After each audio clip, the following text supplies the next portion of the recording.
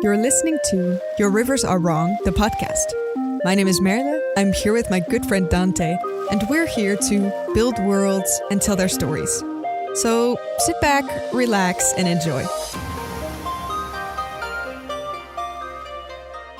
Good morning, or evening, or afternoon. Whenever you may be, welcome back to the Your Rivers Are Wrong podcast season 2 finale. Oh. I'm one of your hosts. My name is Dante. And I'm the other host. My name is Merle. And we're here, as we are every week, to talk about the wonderful whimsies of world building, the arts and aesthetics of setting up a setting and telling stories born from it. Mm-hmm. Here we go. Awesome. We can talk about this for a little bit. This is the last episode of season 2. We will be taking... Cue all the awes in the audience. Yeah. Aww, everybody together. You in your train car or your room. 3, 2, 1. Aww. Yeah, we'll be taking a little bit of a break as we usually do after we get to, I guess it's 14 episodes. You know how that is. It's also a good time to just catch up on stuff that we've been putting off or projects that we want to work on in the meanwhile. But we will be back, of course, for more episodes once that comes around. For sure. Now, we got to talk about like current events because all over the news on my side of the world, the Western media, the Europe is super hot. Europe is super hot. I'm literally asking you, how's the weather? It is the truth. What does that mean? Like, what does that mean for you? Because I know you're a little bit more north than a lot of things. So is that like really, really bad? I hear like Spain is terrible. In terms of like context, right? I feel Holland Wait, is... where are you? Okay, cool. I was going to say, where are you currently residing? Okay, cool. I am in my room as I always am when we're podcasting because here's my mic. But yes, Holland is usually like a nice average summer heat is like 25 degrees Celsius. That's like you can have a good swim and it's not going to be awfully annoyingly hot, right? Mm-hmm. If it's like above 30 degrees, it's usually like very sweaty weather where everyone has no energy during the day. Or maybe I should talk about myself. I have no energy during the day. And I think right now it's like far over 30. Hold on. Let me actually look this up. Yeah, I need the temperature so I can convert it to freedom units. And I know what that means in Fahrenheit. Because you say 30. I'm like, wow, that's kind of cold. 35 degrees 35? in my current city. Celsius. Okay. Times 1.8 plus 32. Which is still like doable. Dang, 95 degrees? Okay, that's a lot. That's a lot of degrees. Hot. Yeah, that's pretty hot. And I feel like it's worse in Spain because they usually are like much warmer on average. Mm-hmm. So I would probably not like living more south because I already hate the warm summers here at times. So this is like pretty fucking hot. To be honest, I have been sort of hermiting in my room with a lot of like airco and stuff. So I've tried to not like be in touch with the climate too much. And I've been doing pretty okay. So, windows closed, curtains half closed. We're making it work. I am practicing social distancing from the climate. Distancing. Yes, exactly. Yeah, that's the way to do it. That is crazy. So I guess like for Americans that are like, oh, that's not that bad, whatever, like 95, whatever. A lot of Europe doesn't have central air conditioning, as in like that's not something built into a lot of buildings. We kind of take it for granted here in the States, but like I remember when you're talking. Wait, what does that mean though? Because we do have airco. Central AC? Not always everywhere, but. Oh, good. So places like the UK and I don't know. It's been a while, but usually when I play with my European friends, I play D&D in the summer. They're always talking about the fact that a lot of buildings don't have like oh right, yeah, air conditioning that moves through the whole house rather than just being a fan next to you. Oh yeah, fair. That's pretty true. I feel like I was thinking of like office buildings or big like more like work environments, which usually have air conditioning. Thank God. That's good. That's good. Yeah.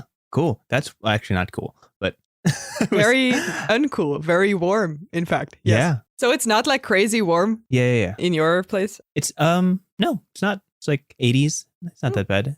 Good for what's you. The conversion of 80s? 80 minus 32. I got a calculator out because we can never talk. You always use different measurements for everything. 26-ish. 26. Oh, okay. That's like comfortable. Yeah.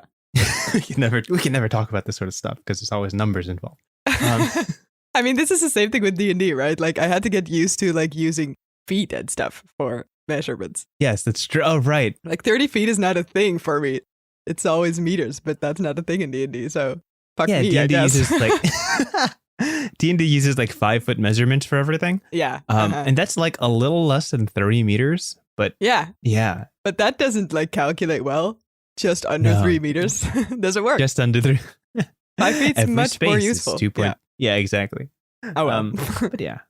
Current events on your end besides the heat. Are people actually are like workplaces taking accommodations for like the intense heat, or is it just like, well, go to work, best of luck? Nah, best of luck. But I mean, a lot of people are in like summer holidays, I feel like. Got it. A lot of people are either taking their holidays, like schools are out and stuff.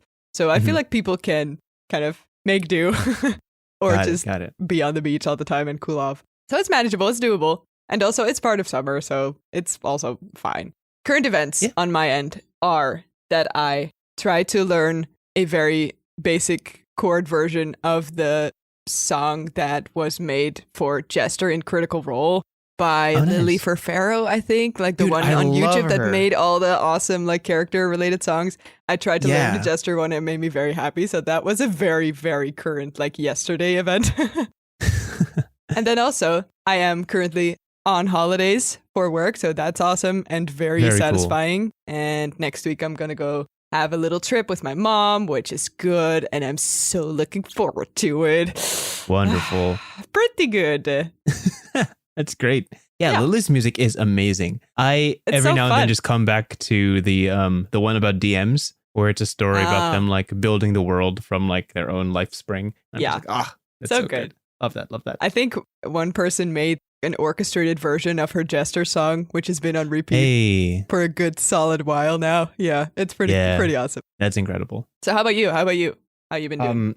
It's been busy. I took like a month and a half break from my YouTube channel, and I'm kicking back into it because I was sponsored by a Kickstarter campaign, and then they were like, "Hey, would you be able to make an ad for us?" And I'm like, "Yeah, I could do that. I just need to plan a video." And they're like, "Okay, it's like 3 weeks away. You know, don't stress." And I'm like, "Cool." 3 weeks later, I'm like, "Oh, time to stress." That's today. Yeah. So I had to. That's awesome, though. Congrats. That's so cool. Yeah, it's really exciting. Is it like a D&D thing? Yeah, it's like a third-party D&D supplement, and it's a really cool book. It centers on like Lovecraftian Gothic horror, that sort of thing. Oh, fine. That's very nice. I had to send a preview for the ad on Monday. We're recording this on Tuesday, and I was scrambling Sunday night. I'm like, what am I going to do? But thankfully, they had a whole lot of really cool assets, and what came out of it was like I did a little bit of like. I did editing, of course, to put pieces all together, and did some voiceover work, and I captioned it, and I put myself like as a character in that setting and kind of narrated a little bit of like what to expect from it. Ooh, and I learned on YouTube that night. That sounds hot. I love it. In like my 3 a.m. fever, I was Googling like how to sound like a spooky ghost. So I learned in Audition how to edit. I can like picture this in my brain, and I'm very happy about this scenario. Your laugh like cut out. Oh no! Somewhere in the middle of that. That's really funny. That means it's real. But yeah, it was just like how to add reverb. There was a really cool trick where you record yourself, you duplicate that, you reverse it, like you flip the recording. Oh, okay. And then you add reverb to it to extend it. So there's like a fading out effect. And then you flip it again. So when it comes back, it's like the reverse reverb where it builds up and like a kind of sound, like that. That did not work through our Discord communication. Dang it. Video. That's fine. It sounded really cool. And I layered myself and I added myself again, like with a lower octave. And it just like the way it sounds. And the way it was put together was very exciting. But I have to release an actual video by Thursday, an actual YouTube video to attach this to. This intro is getting a little long. But yesterday, Witches of the Coast had the audacity to drop a new Unearthed Arcana that was 12 pages long. And my channel was like, when it's released, drop everything, live stream you reviewing it. So I did. And like all my plans were just thrown out the window. I'm like, okay, I really needed today to do something. Oh, no. But now I'm just going to do this instead. But the stream was really nice. I had finished that and that's on my mind basically. So I'm just scrambling to just pump out a lot of like videos and stuff. And I'm really proud of like what I make, but yeah, that's a lot. Time crunch. Yeah, that's very much nonstop. Yeah. So after this sprint, I would call it, do you have a bit of like recharge time? Yeah. So I only covered like the first 2 pages of the UA. That's 2 videos that's going to come out. And then the video that has the ad in it that's going to come out. Then after that, I review the rest of the UA over the weekend, and we'll see where it goes from there. Because there's another book coming out in August that I'm going to cover and release like 6 videos on. So there's a lot coming. Dang. Okay. Soon. Yeah. You know, that's kind of the... Anyway, that's me. Back in the groove. That's what it sounds like. Yeah, back in the game. Back in the game. Yeah. I love that I'm like out of the groove now. I'm very happy about it. And you're like just getting into it. So just jumping back in. Absolutely. It's interesting how this is not relatable at all. In a good way for me. But yeah, understandably so. Yeah. Dang, anything else to cover before we jump into it? I think I'm good. Okay, let's do it. Yeah. As always, we both have our prompts that we bring. This final prompt of this season. We each bring a prompt to the transatlantic table and present it to the other person who has no idea what it is. So it's always a little bit of fun to discover what we're going to be talking about today. And I believe today, for episode 28, you're bringing the first topic. Yes, that is correct. I thought since this is our, season finale episode, I thought why not, in general, talk about finales or like epilogues. I was going to talk about finales. Really? Oh no! Okay. No. I picked a different topic. Oh, okay. I was like, it's fine. It's fine. That was we definitely can also on my make list. this like a merging thing if you. Yeah. That was like a backup. Don't worry about it. We're good. Awesome. That's so funny. Okay. Cool. I was like, is this too obvious? Maybe, but turns out it was. Oh well. Okay. So I have this one specific example that I want to start with. So it's this movie called The Life Aquatic with Steve Zissou, who's the main character. Bill Murray basically plays a guy in charge of a submarine. I forgot all the rest of the plot, but what I did remember, because it was an awesome movie, is that they had a sort of scene at the end that felt, as I was watching it for the first time, that felt like a sort of curtain call. And you never really have that in a film. That's always a thing in theater, right? That's a specific, you saw sort of all the characters that have come by during the story walk in line in a specific scene. It was still like in the story, right? It wasn't like, and here's all the characters that played.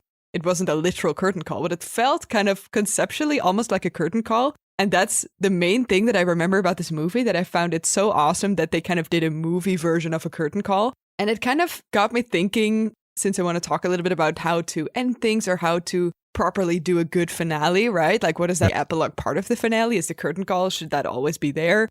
Just to name it that way. And I think it has a very interesting role in finishing off, tying off a storyline nicely. And what that even means, I guess, because it can have a lot of functions also. It can be the last scene of a story, right? Can be either a summary of things or a sort of, where are they now? It's a sort of zooming out, or it's a sort of curtain call where you're like, okay, these are all the characters that happened and we're going to sort of tie this off now. So I wondered if you have specific opinions on how to properly end a story, or if you always do certain things that you love to do when ending a story, that kind of stuff. Yeah, so that's been actually at the forefront of my mind for a couple months now, because I have 2 campaigns in D&D that I've with my friends that I've know in real life, and both of those campaigns, fingers crossed, if scheduling goes well, both of those campaigns will end this year. Ooh. So it's been pressing on my mind, like, what does the finale of this game look like? Like, what is this how does this D&D campaign end? And I've kind of given both of the groups like the talk, where it's like, hey. We only have this many sessions left before we fight the final boss and this story is over. So I want you all to really think about what you want to accomplish before the end of this story and what your characters do with the rest of their lives. Right. Like, and that's just kind of something I have to put out there so I don't blindside them and be like, okay, campaign's over. Bye. It's not a very satisfying Wait, this was the ending. last episode? Yeah. That's Wait, this was the last episode? Wait, it was canceled? Okay, no kidding. But yeah, finales, whether it be like a season finale or a series finale, the goal is tying all those bookends. It's tying up all those loose story plots. Yeah. Making sure that what everybody cares about is tied up satisfactorily. I mean, if you want to talk about it in like the sense of like a D&D campaign, rather than like, we can talk about finales in like actual like TV shows or things like that.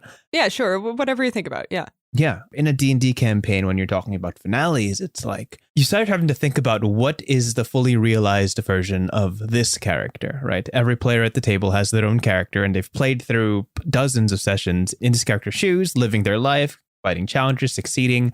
So what is it that they aspire to? Like, what goal have they worked towards from the very beginning? how has their character changed and how can you portray that in a satisfying way. So I'm a big believer in properly epiloguing. Like when the story is over, give every character their closure. Give them a little bit of time to kind of tell the rest of the group what their character is doing with the rest of their life. Like where do they settle? Like what role do they fit into in this like newly finalized, I guess, newly peaceful world? What does the life of the adventurer look like after the adventure is over? And I find that more often than not, players, no matter how experienced they are in storytelling or like writing or anything like that, they're really good at understanding the core of their character. They've spent so many hours that it's a piece of themselves at this point.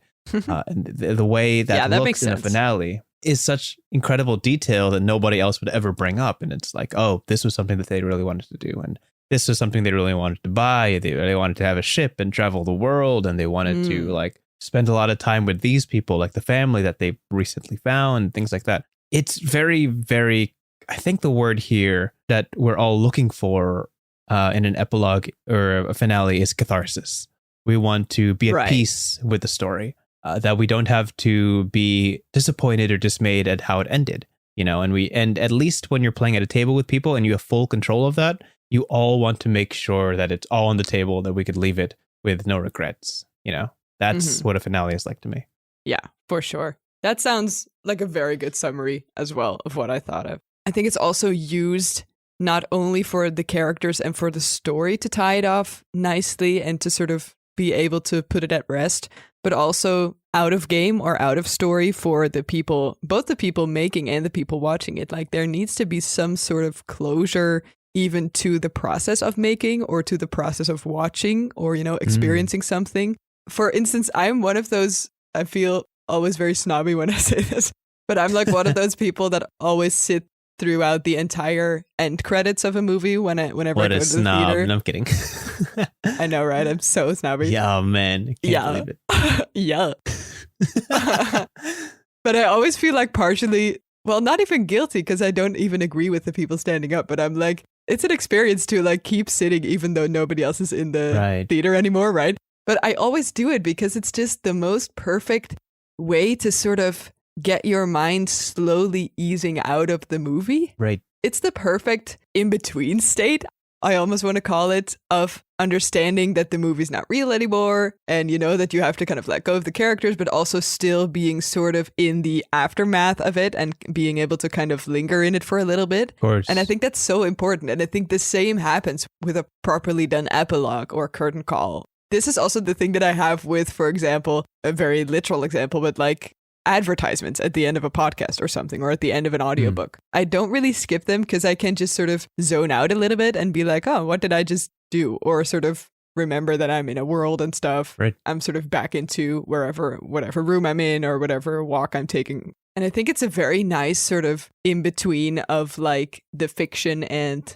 the sort of back into whatever you were doing again. Reality, right. And I think that's also a very important function of it that I never really realized until I started thinking about this like properly for this topic. But I think that's very nice. And I think also that's kind of what you want to achieve with also in story, right? Like with an epilogue that you were saying, like it's really about being able to let whatever you created sort of settle in order to let it go, right? And the same thing happens with prologues, right? You want to sort of ease into it, but you don't want to give everything away. It's kind of the inverse, literally, of it. And I think it's quite nice to think for yourself as the creator of a story or a game or whatever, to kind of be conscious about what kind of framework you're putting to your story, right? Like the meat of the story is often like the main idea, the core. You kind of know what you want to do with that. Everything around it is also pretty important for like the proper tone and beginning and most specifically ending of a storyline. I know when I watch season finales, whether usually like of an anime or something like that, or a show on HBO. Yeah. The last episode, I do the same thing. I always watch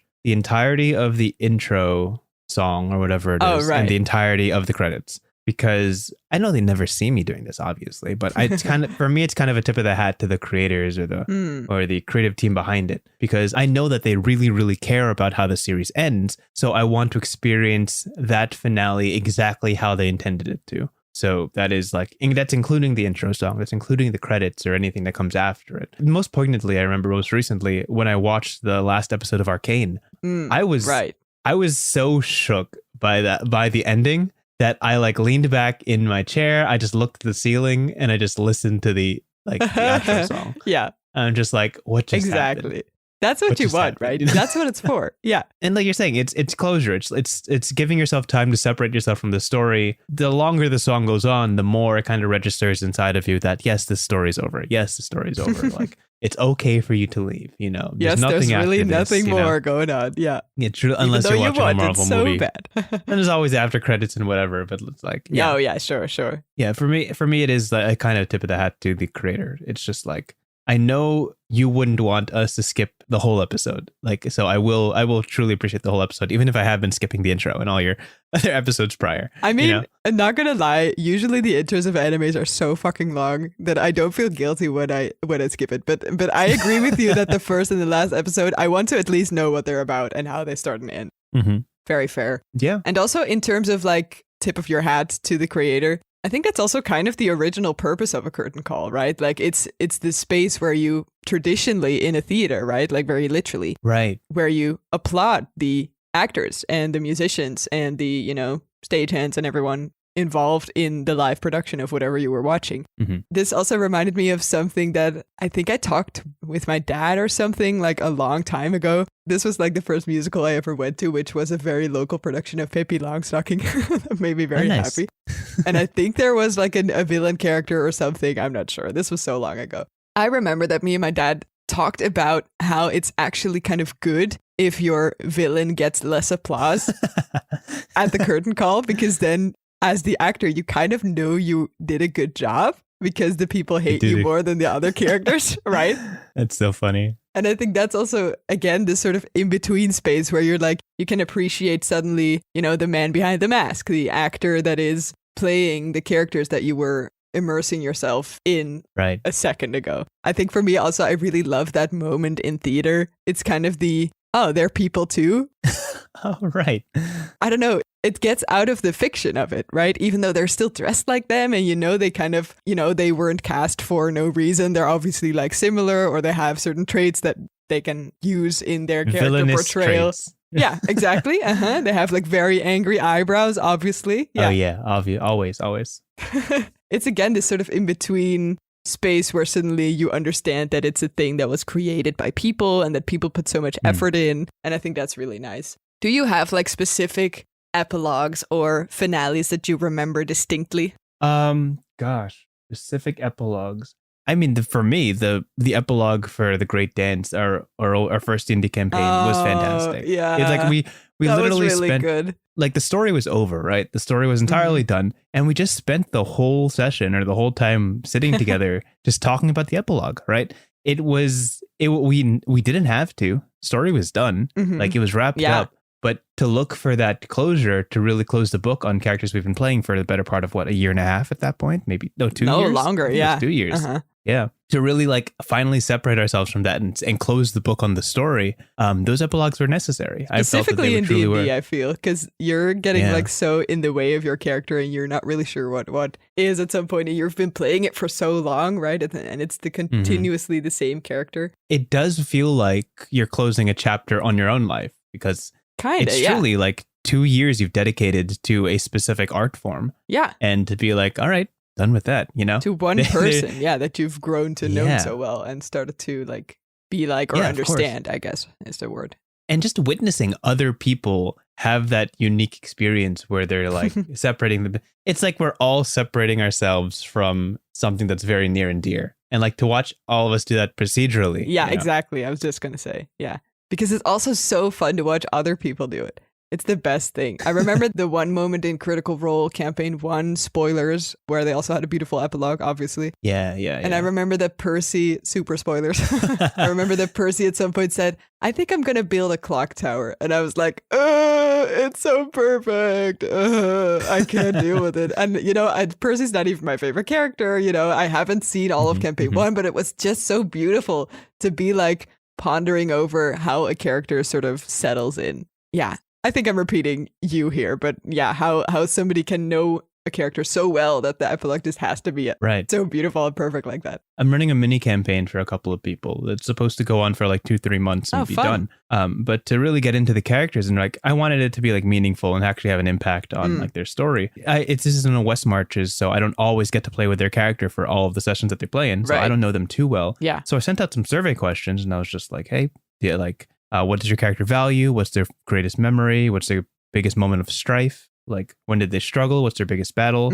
And ideally, like, what's a secret that they've never told anybody, but you wouldn't mind coming out in this campaign? I sent that out and I'm like, okay, this will give me kind of a feel to better understand the characters. And what I got back was the most deep lore that I truly have never encountered before. I'm like, dang, you think about your character this much? Oh, like, wow. That's so cool. This is so much. This is so hefty and so like heavy. And I really appreciated it. I'm like, oh, so this is why you play it this way. This is what you've been experiencing. And, a look behind the curtain made me realize how much people value these little pieces of themselves, little motes of creation. So when you think of like epilogues, ending a story, you really, really, really want to do it on your terms, right? We all know what it feels like when a season finale ends and a TV show is not renewed and the story just dies there. Yeah, awful. Or if your favorite manga doesn't finish and it ends after 23 chapters, Why? What do you mean, Dante? You know what? I'm sure there's a previous episode you talked about that. Whatever. You can look at episode 24 for that. From 24. So. No, 26. Oh, okay. Right. Anyway, yeah, it's gonna be okay, Dante. It's been like 6 years. I'm not ready to let it go. No, I'm not okay. It's like a heartbreak. Yeah, it's not a nice, properly tied up ending. Experience. Yeah, no catharsis. Good bad example. Yeah. Exactly. So yes, respect your epilogues. Do them well. Do them right. Yeah. And also sometimes you don't need them. Like it really depends on the story or the whatever it is you're telling, right? Yeah. Or where your character ends up. And open endings are a thing. Of course. I think we talked about this also at some point. I feel like at least it's important to be aware that the ending, whatever it is that you're choosing, has meaning and decides also how your story is tied off. So it's very literal, but also being mindful of it is, I think, pretty important. Yeah. And really determines also how you leave your audience with it and what lingers and what doesn't. So, yeah. I think the details you put into your epilogue are very telling of like what you value and what is important to you in for particular sure. and things like that. Yeah, absolutely. Yeah. Awesome. Okay. That was a great topic. Glad I didn't pick it.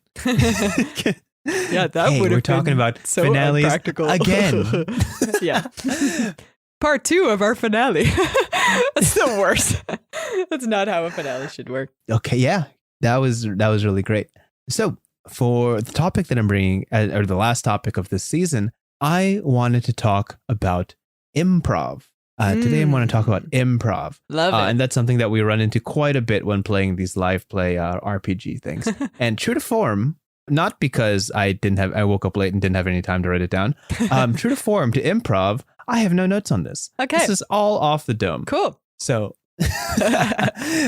improv is something that if you're not in a D&D or RPG space, you probably don't really think about. It's not, if you're not in theater or you're not specifically tasked to be a comedian or anything like that, improvising a story is a talent that you develop almost unintentionally. The best way I usually describe D&D or Dungeons & Dragons to other people is that it's a 4-hour or 3 to 4 hour collaborative improv session. And I think that's the best way to describe it, but it's not easy to visualize. Yeah, it's not. There's layers to it, right? Yeah, because there is prep that goes into this. There are characters that are pre-established. There is a setting that has been written out. Yeah, right. So there are definitely things that are set in stone, but the majority of the time, when you're in these D&D sessions, when you're sitting down with your friends, there is a point in the session where I truly say, all right, everything that happens from here on out is off the dome.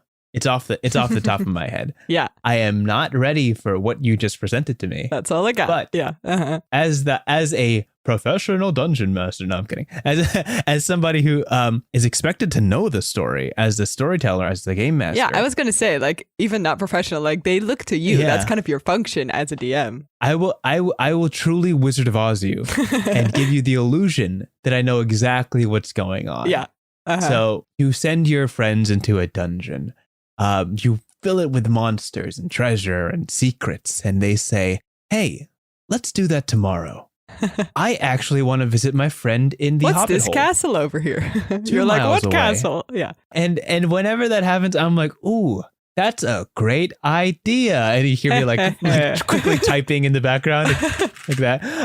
I'm not stressed. What do you mean? Yeah, let's do that. Is there anything you want to do before you go to the Hobbit hole? As I'm furiously typing. Anything any you shopping, want to discuss? any, in-party conflict? Going through my notes. Yeah. You sure there's nothing you want to discuss before that for maybe like a minute or 5? This will be relatable to literally everyone who ever Yeah. did. Yeah. So that one character that you totally said was important to the story but forgot to flesh out because you fell asleep, that's going to come up right now, right here. And I want to talk about what that's like and how we handle it. You run your own campaign. Have there ever been situations where you're just duly unprepared, and what is your strategy in handling those moments? Oof. Anything that immediately are there comes to situations? mind? Yes, all the time, everywhere, all the time. That's the first answer. That's everything how everywhere my all life at once. works. Yes. Yeah, exactly. Exactly. Hit the nail on the head. Let me think. I feel like for me, it works best if I have a setting kind of fleshed out pretty thoroughly before they even enter it in general. Right. Like if I lead them to a new city, I don't just make the first few taverns and that's it. I also really want to know what the city is about, because otherwise I feel like I don't have enough breathing room to be able to improv and to be able to tie it in with other things. If it ever suddenly go a different route or want to do something else that I didn't prepare or plan for, then it's really nice to know that the city also exists as more than just, the sort of cardboard cutouts that the movie set was made for, right? Yeah, it's not. I have at least like more streets that you can also go in that are also cardboard cutouts. That's kind of what I what I at least want to. I love that visual. That's exactly what it is. Just a bunch of cardboard cutouts. Yeah, it's kind of like one movie set, and then there's another movie set behind it, just in case they peek behind the first movie set. That's kind of what's necessary for me to be able to like have the comfortable free space to like make shit up as we go. That's what it is. Yeah. So that means, for instance, they were in a city called Cal Medina, which was a sort of Mediterranean kind of city. And there was a sort of zoo just kind of outside the periphery. Well, not really a zoo, but more like a sort of auction, I guess, like a sort of animal auction kind of place. It was a bit shifty, but also kind of interesting because they had all the weird exotic animals. And I didn't flesh this out. It was just called, we use Dutch names, so it was called Beested Tuin, which is basically animal garden. And I just had this sort of vague concept and the fact that it was called that way, and that's it. And it was on the map, right? Which is also dangerous because then, they think it's a place and it's just cardboard. Yeah, it's a bad idea. I realized after doing that. But at some point they just went there and I was like, wait, no, now, wait, okay, so wait, wait, stop. It's just a name. It's not really a thing. It's just on the map where like, love that. It's just a few pixels. It's not actually a place.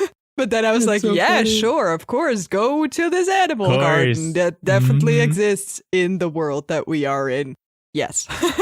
I think what I did is purposefully not flesh it out. Like I kind of made it a more restricted area than I initially thought of. Like it was a bit shifty anyway. Like it was not in the official kind of markets and trading of the city. So I kind of made it a bit more shielded off. So you couldn't look into pens or cages or something. It was kind of a main office and I was like, yeah, they don't really want you to see what's going on here unless you really know what's going on or you have a lot of money. So if you're just here randomly, they're not going to show you all their stuff. And I was like, okay, this makes sense. Yeah. Good. And then also I don't have to think of all the animals that they have here. Yes. So I think eventually it ended up being more like one crazy animal garden owner that I made up on the spot in a very crazy office, and then the fact that he just didn't want to show anything to them because they were like random adventurers and they were like, come back tomorrow if you have money or a purpose. Yeah. Time for your DM to prepare. Yes. Exactly. Right. So for that one, it kind of worked, but if I wouldn't have at least some sort of idea of what the place was and coming up with that as well would be pretty rough, I think. It really depends also on the situation a lot. I have a villain in my home campaign, which has been going on almost 5 years now. Well, awesome. And when I presented it to my players, they simply had sinister intentions. The why, I still haven't written They down. were just broody because they were because broody. For reasons. Because they were the villain. They were evil for reasons. And because my party keeps avoiding them, I never have to figure out why they're evil. Awesome. Which is, a little bit of a DM secret. Like sometimes you figure that out along the way. Veil here. Yeah, sometimes a story goes a certain direction and you can say, wait, this villain still doesn't have a motive. But they do now, that kind of thing. Apparently, my party cares about animals. I guess they're now having an animal-related motif. Yes, exactly. There you go. Just chuck them in.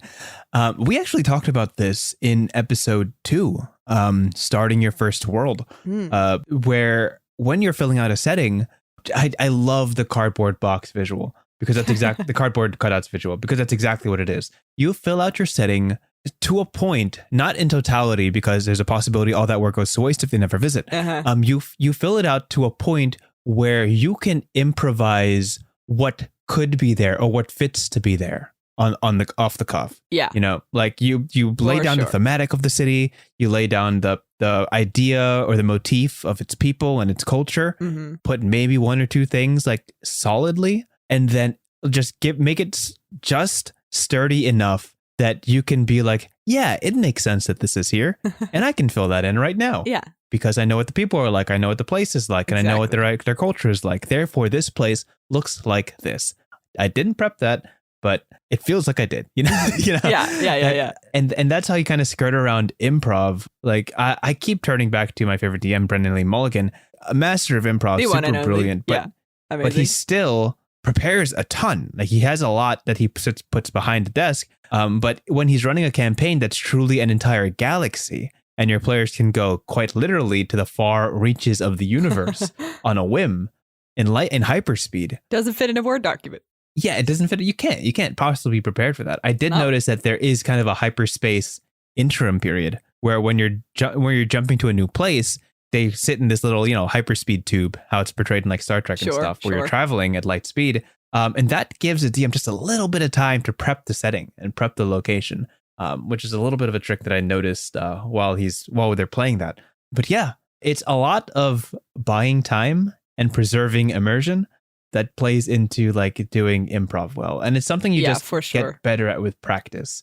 Also, the thing that you talked about in terms of like needing just enough to be able to flesh it out, like the double movie set visual, as you were talking about it more, I also realized that I think for me that really is an aesthetic feeling that I need to understand about a place. Like I don't need to know what monsters are there. I don't need to know the literal people. Right. I don't need to know how big it is or, what color the streets are or what language they speak. I don't really care. I mean, it's nice if it's fully fleshed out, right? Of course. That's what you kind of want it to feel like, at least. For me, if I have the bare minimum in terms of feeling, in terms of the vibe of a place or, a setting, then I can kind of riff off and continue things and keep going with whatever thread that I'm doing, right?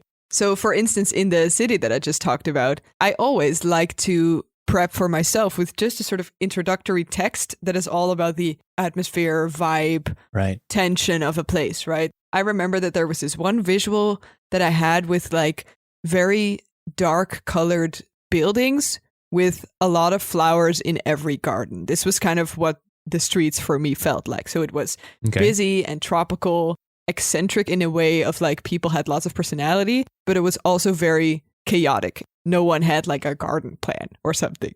And I don't know why this specific image came to me, but somehow that really tied in everything that I wanted to make or understand about this place. The way this image kind of got stuck in my head was really informing lots of other decisions that I made later on, either in game or, in prep for fleshing out the city. And I think everyone works differently, of course, but for me, that first snippet of sort of the vibe of a place or a person or a character, I do this also with characters, really gets me going. And I think if you find that one thing that gives you that foundation or the groundwork in order to be able to be free in everything else that you might have to think of on the spot, then you really know whatever it is that you need to do or whatever it is that you need to have around you in order to improv properly or freely like that. Yeah. And I think it's also tying into a second thing that you said, the fact that it's a skill that you have to learn, that it's not really easy always. Like it's a pretty tricky thing, and it's totally fine if you're not really good at it. That's not necessarily part of D&D so much that you can't enjoy it if you can't do it. But I think what D&D does, exactly what I was saying before, like that it creates the space to be able to experiment and improvise freely, even though it doesn't work. Right. And along the way, even though you don't have those tools yet for yourself, if you don't have yet what I was talking about, like I need a certain visual or a certain aesthetic to get me going. If you don't know what that is yet, you can find that out through playing, because that's what the free space is for. The exploration of it can also be part of the game and part of the fun. And I think I really also needed to learn that at first, because at first I was not really sure about the improv that I did. Like I wasn't used to improvising as much. Like I love theater and stuff, but it was very much based on scripts and stuff the way I did before. It wasn't that improv based at. So it didn't really come that naturally to me the first session that I played. And I think I also really had to understand and grow to realize that you don't have to be 10 out of 10 in terms of improv to enjoy it. You can also grow into that and be fine in whatever level you're at. It's part of the process. And I get when people play D&D for the first time or DM for the first time, they're like, oh, I'm not ready for this. What if they do something I'm not ready for? And the mindset that you need to go into that with is, it's okay. That's the fun in it, right? Like the things that the spontaneity of the situation when you are not ready for something and you come up with something ridiculous, as long as it doesn't break immersion, it's perfectly fine. That's the fun in it. The story is not a one-person tale. It's a collaborative effort. Yeah, so if players want to go somewhere, they're like, we would like the story to go in this direction. And you can say, well, this is what happens in this situation, and we're just going to figure it out together. That's, we're going to just discover where the story goes together, right? Because, I think there's a perfect idealized version of D&D where the DM knows everything that's going to happen, and they're constantly impressing their players with how much they've prepped, right? But some of the funniest moments is when the player is like, hey, can I ask about the monkey? Can I please ask you, what is it? And I'm like, well, it's small and it's pink. And they're like, it's pink and small? Oh, man. Like, let's learn more about that. Like those things are the things that stick with you. I want to know the specific example that this came from so bad. Was this from one of your campaigns? Yeah. Yeah. So I have an island-based campaign where we hop from island to island. Oh, right. Pirate vibes, right? To get to different settings. Yeah, pirate vibes. Yeah, cool. So whenever they're on the open seas or spend a full day on the open seas, I have them roll a 100-sided die, a D100. And whatever that rolls on, I go to a table online, and that's what happens.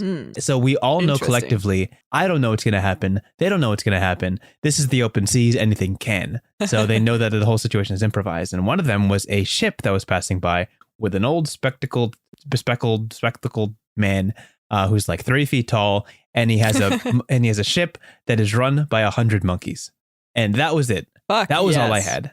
And they're like, guys, we need a monkey for our ship. We need a monkey. so they're talking to this guy. How come we did not think about this before? I want a monkey. Yeah. I make up a dumb name. I make up a dumb voice, and I think I gave them art of a single monkey from like MapleStory, like the online game. Yeah. And it's this little like 100 by 100 pixel art of a pink monkey. And they're like, oh, what's its name? And I'm like, Peaches. They're like, Peaches. We need Peaches. So they've met on this D100 table. They went 100 different possibilities. They've run into the ship twice. So Peaches has come back a second time, and they're like, guys, are we getting Peaches this time? We're not getting Peaches this time? That's a sign, no? right? Okay, yeah, obviously. Right?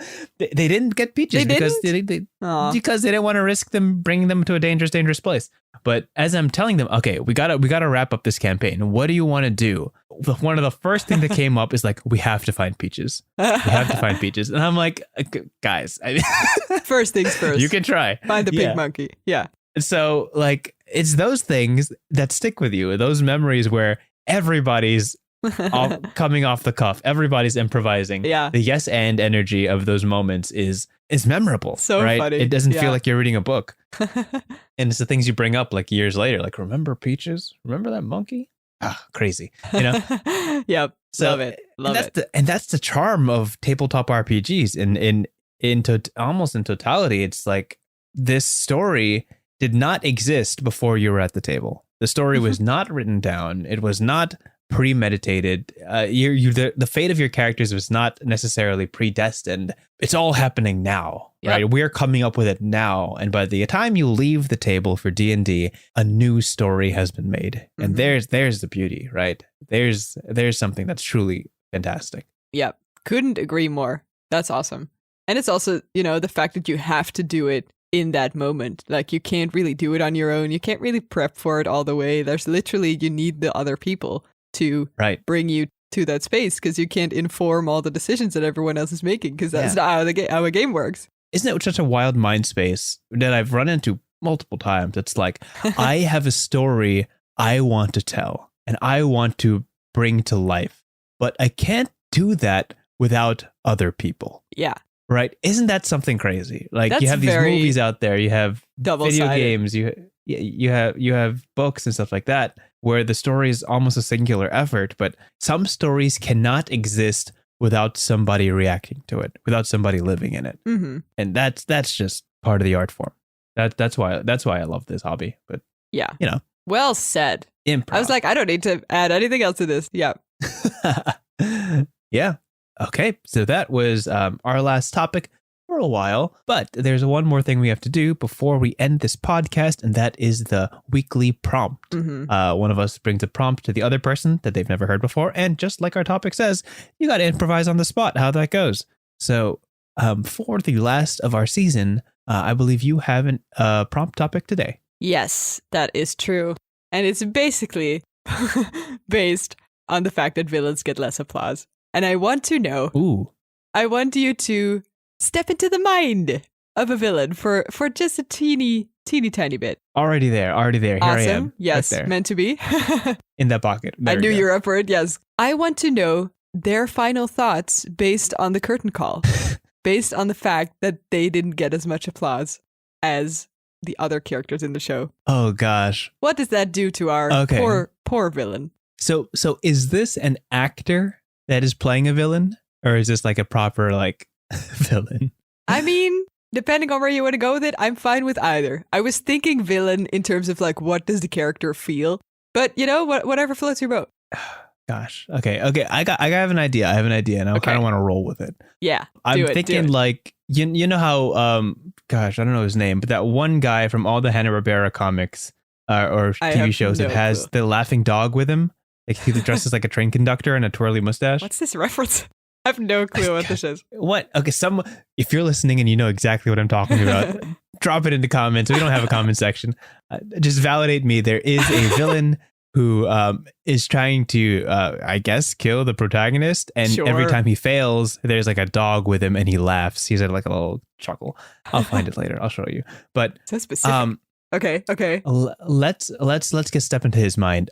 He has chosen to take a different path in life, and he stepped into the world of theater. He says, "Hey, my talents can be better used elsewhere. I feel like I need to validate myself as a creative, as an artiste, and killing people is not how I do it." So he goes into a theater. He gets the main role as a villain because he embodies. I'm getting Octo from SpongeBob SquarePants vibes already. That's very much my vibe. Yeah, he's already got the laugh down. He's got all the evil soliloquies. He's good. He gets to the end of his first big show. He's been prepping for months. Yeah. He's been really putting his heart and soul into this. He's actually been getting kind of close to the cast and starting to confide in them. He's like, "Hey guys, I'm really on the wrong path in life, and I'm really trying to figure out what I'm doing next." And they're like, "Okay, it's okay, Mr. Dastardly. You got to take care of yourself." And he's like, "Thank you, for holding me accountable." Yeah. He gets to the end, learning. Yes. All of his amazing cast members get thunderous applause. It comes to him. And his applause is just a little bit quieter. And in the back of the audience hall, he hears a singular boo. Boo. And he pauses and he's like, "I don't know how to feel about that." This is like a cinematic boo, right? Like we zoom in on the mouth of the person booing, and then, time stops, echoes. Everything blurs. Yeah. So the day closes, put on some nice jazz noir music to fill in the space. Very villainous, yes. Casual villainous. Steps into the green room alone. Everybody's gone home to have the, a celebratory cast dinner. They're like, first successful show. Let's go drink. Let's go eat. He's in the green room. He slumps into one of the chairs, faces the mirror, sees himself in those light bulb lights around his face, tips his dastardly long hat. Says, of course. On brand. Is this what it's like to be a villain? Did they like me because I was good? Or did they like me because I was bad? And there's just kind of a self-reflective moment. He's really just sitting in his feelings. And he's like, did I disappoint someone today? Did I disappoint myself? And you feel, as you truly just internalizes this whole... Oh, God. Such a once crisis. a villain, now pretending to be a villain, and he's still not feeling validated. That's like very meta. Yeah. Oh. And there's a moment, he zooms out and he's like, the old me would take revenge. I would seek this guy out and make sure he knows the true extent of my villainy, that I am a true villain, right? And there's a brief like hypothetical flash forward scene. You see him like in an alleyway, looming over like a shadow, finding that very one dude who booed, yes. who was like, yeah, exactly, who threw out the playbill in like a garbage can, right? The crumpled playbill. How could he? right. And there's a whole dastardly moment. Quick cuts, quick flashes. Yeah, he's witnessing like what that would be like. Yeah. And then he says, no, that's not the kind of villain I am. I'll show them what kind of villain I could be, right? And there's a very cool like time cut forward sequence of like him practicing his lines, getting the dance moves right. He's like working with his cast. He's really getting into it. Training sequence. True training montage, right? And then he like it quick cut forward 3 months later, he delivers his performance. And at the last casting, the curtain call, everybody gets their applause, gets to him. Thunderous. Yeah. The crowd goes wild. That guy who booed him before is in the audience right at the front row. He's actually become his like biggest fan. Looked him up on IMDb. Whole huge like he's got like the whole costume on. He's just so psyched. Right. And this is the moment where the villain feels like his story is finally come to a conclusion.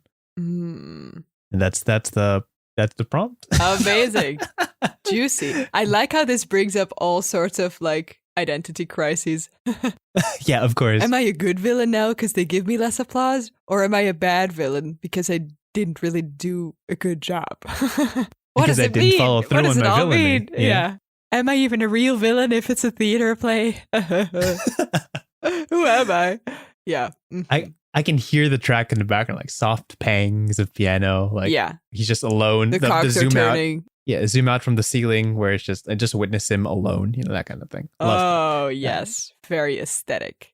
And I have a very specific villain in mind. I don't know what your villain looks like because I haven't described what he looks like besides a twirly mustache and a big hat. Well, what's your villain? He's like Stumpy. He's like 4 feet tall, black hair, middle-aged. I got kind of like the Dracula guy from the Muppets. No, from Sesame Street. That was kind of the Count. Yeah, Sesame Street. That was kind of my vibe. But then, Count's not a villain. I don't know, but it was just the aesthetic that got me. Maybe it was the film noir music and the fact that he was like kind of contemplative.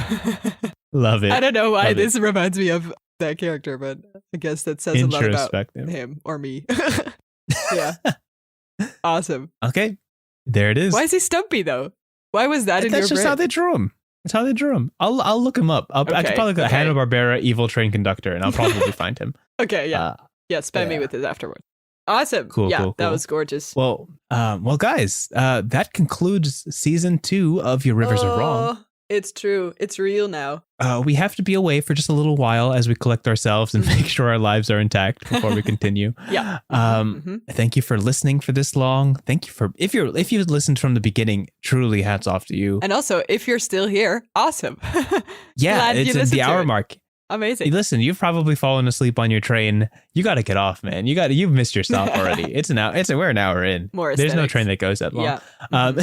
All the metaphors. Yeah. We stand it. Best of luck on your journey. Stay out of the heat. Take care of yourself. And hydrate, as you continue this journey of world building and storytelling, always remember your rivers are wrong. Yeah, they're still wrong. Will we ever fix this? Find out in season 3. Tune in season 2. Yeah. See you then. Bye. Thank you so much for listening to this episode of Your Rivers Are Wrong. If you have any questions, comments, or ideas for future episodes that you'd like to hear us cover, feel free to contact us at yourriversarewrong@gmail.com. Our intro and outro music is written by Maarten Schellekens. Thanks for that. And again, thank you so much for listening. We hope to see you at the next one.